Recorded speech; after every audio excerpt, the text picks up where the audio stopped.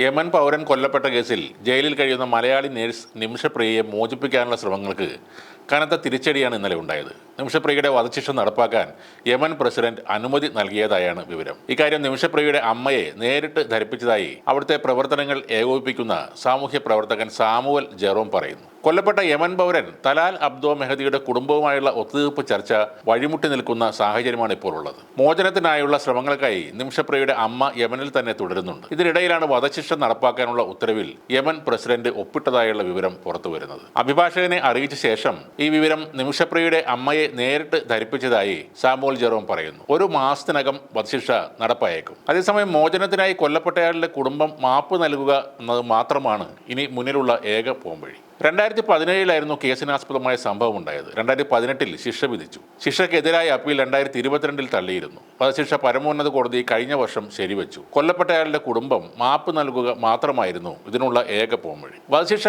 നടപ്പാക്കാൻ Yemen president അനുമതി വന്നതോടെ നിമിഷ തിരിച്ചുവരും എന്നുള്ള ഒരു നാടിന്റെ സ്വപ്നമാണ് ഇല്ലാതായത്. പാലക്കാട് കൊല്ലങ്കോട് സ്വദേശിയാണ് നിമിഷപ്രിയ. 2017 യമൻ പൗരനും നിമിഷപ്രിയക്കൊപ്പം ചേർന്ന് യമനിൽ സനായിൽ ക്ലിനിക്ക് നടത്തുകയും ചെയ്ത തലാൽ അബ്ദു മെഹദി കൊല്ലപ്പെട്ടത്. നിമിഷപ്രിയ തലാലിന്റെ ഭാര്യയാണ് എന്നതിന്റെ തെളിവുകൾ യമനിലുണ്ട്. എന്നാൽ ഇത് ക്ലിനിക്കിനുള്ള ലൈസൻസ് എടുക്കുന്നതിന് വേണ്ടി ഉണ്ടാക്കിയ ഒരു താൽക്കാലിക രേഖ മാത്രമാണെന്നാണ് നിമിഷപ്രിയ പറയുന്നത്. ഭാര്യയും കുഞ്ഞുമുള്ള തലാൽ തന്നെ സ്ഥിരം ഉപദ്രവിക്കുമായിരുന്നെന്നും ലഹരിമരുന്നിന് അടിമയായ അയാൾക്കും കൂട്ടുകാർക്കും വഴങ്ങാൻ തന്നെ നിർബന്ധിക്കുമായിരുന്നെന്നും നിമിഷപ്രിയ പറയുന്നു. ഇയാൾക്കെതിരെ പോലീസിൽ പരാതിപ്പെട്ടതിനെ തുടർന്ന് ജയിലിലായ തലാൽ പുറത്തെത്തിയ ശേഷം കൂടുതൽ ഉപദ്രവകാരിയായി മാറി. തന്നെ ഒരു തരത്തിലും ജീവിക്കാൻ അനുവദിക്കില്ലെന്ന നില വന്നതോടെ ഒരു ദിവസം അനസ്തേഷ്യക്കുള്ള മരുന്ന് നൽകി മയക്കിയെന്നും പിന്നീട് തലാൽ ഉണരുന്നില്ലെന്ന് കണ്ടതോടെ ഒപ്പം ജോലി ചെയ്തിരുന്ന ഹനാനുമായി ചേർന്ന് കൊലപ്പെടുത്തുകയായിരുന്നു എന്നുമാണ് കോടതിയിൽ നിമിഷപ്രിയ പറഞ്ഞിട്ടുള്ളത്. ഇയാളുടെ മൃതദേഹം നശിപ്പിക്കാൻ മറ്റു മാർഗങ്ങളില്ലാതെ വന്നതോടെ അത് കഷ്ണങ്ങളായി മുറിച്ച് പ്ലാസ്റ്റിക് കവറുകളിലാക്കി വാട്ടർ ടാങ്കിലിട്ടു.